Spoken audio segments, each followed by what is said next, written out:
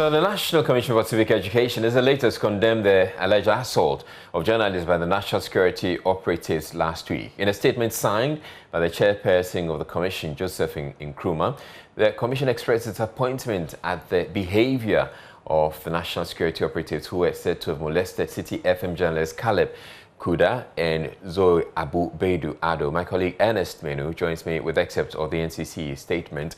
So, Ernest, I want you to walk us through it. What exactly are the issues raised by this NCCE statement?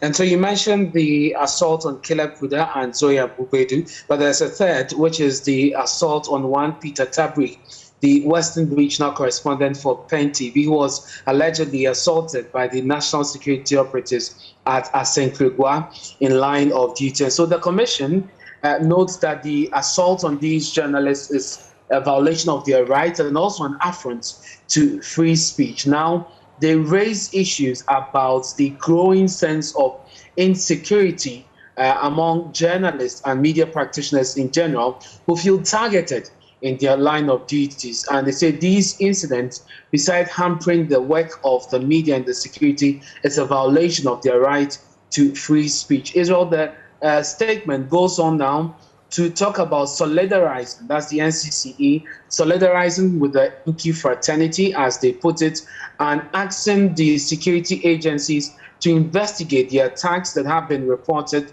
and make sure that the perpetrators are brought to book. The NCCE is saying that the citizenry and also the security agencies must do well to protect the media and practitioners because of the role they play in our democracy, and that if the media is not playing an effective role, the democracy of this country would definitely be affected. And so the NCCA is asking also that the Media Commission, National Media Commission, follows up on the investigation which it has started, and asking that after the investigations are done, the recommendations be implemented, unlike what we've seen in the past, where a lot of these recommendations after investigations, first of all, are not even heard of, and then they are not implemented even if they are made public. And they go on then to talk about the issues of religious tolerance that has been reported in the media in the last few days.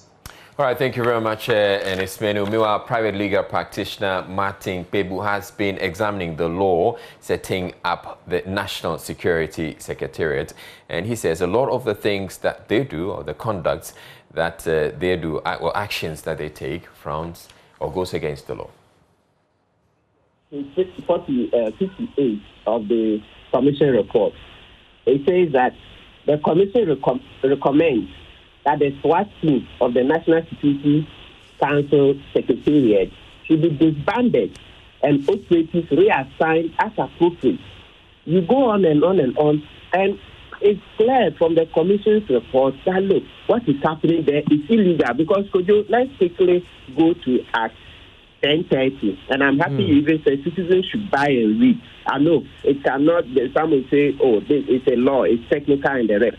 But when you take it and you read, you find that throughout the law, the Act 1030, that's the Security and Intelligence Agencies Act, you don't find any place where national security is authorized to run a police station itself at the National Security Ministry. There is no such thing. So this is the architecture.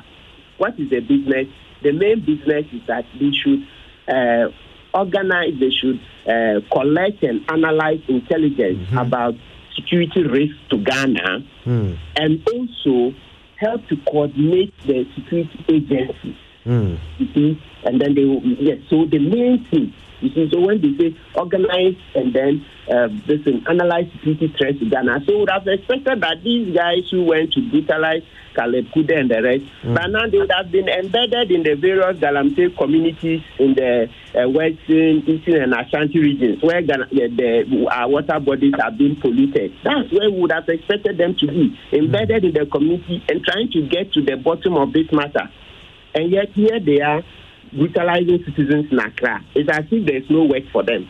So where they need to deploy arms, they need to deploy boots on the ground and the rest, then you call on, if it's police work, you call on police. So, but to go on and create a new structure at the emergency command center, that place is a no. Citizens have to rise up against this illegality. I think this is the time that we should call on His Excellency the President. We are begging him.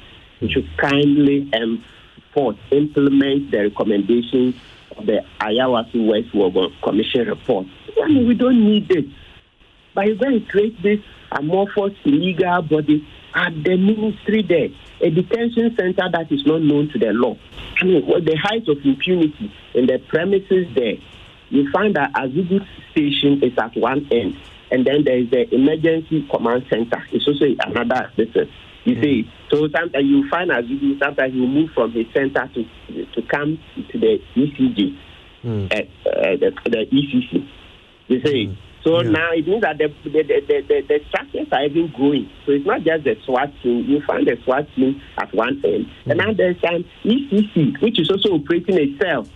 So it means that we are adding on to even what happened at the Ayawaso West Wogon Commission system. We are adding on to it. At that time, they didn't know this ECC.